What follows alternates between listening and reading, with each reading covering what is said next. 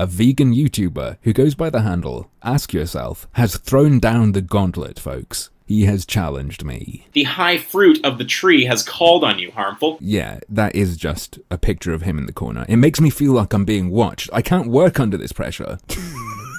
So present an argument for why I am wrong when I say the following.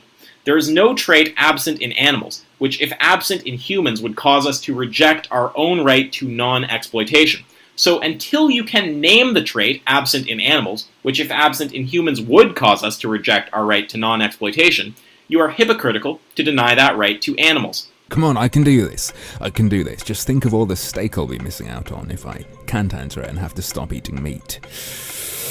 Okay.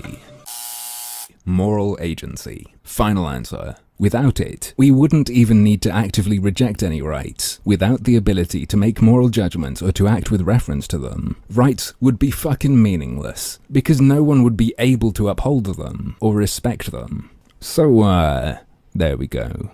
Puzzle solved.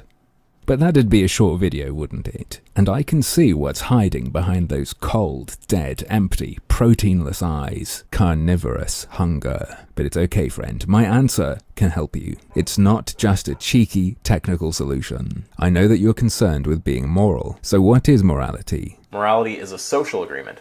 Okay, we're on to something here. One that can't be applied inconsistently unless you want to be bereft of argument in the face of someone applying it inconsistently to you or your loved ones. You're not wrong. You could get called out if you're being inconsistent with your morals, but who would be calling you out?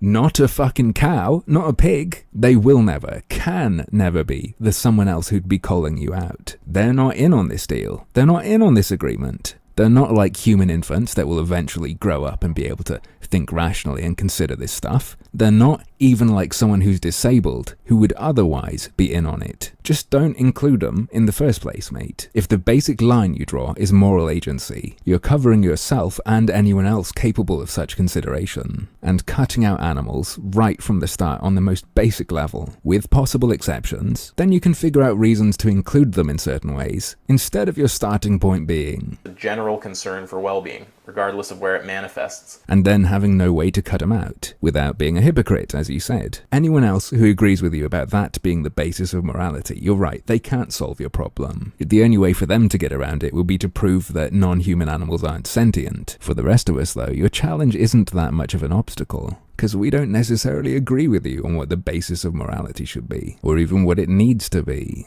So, why don't you just give in? The flesh calls you. I'd ramble on a bit longer, but as I think you can hear, one of the animals I've enslaved requires a walk.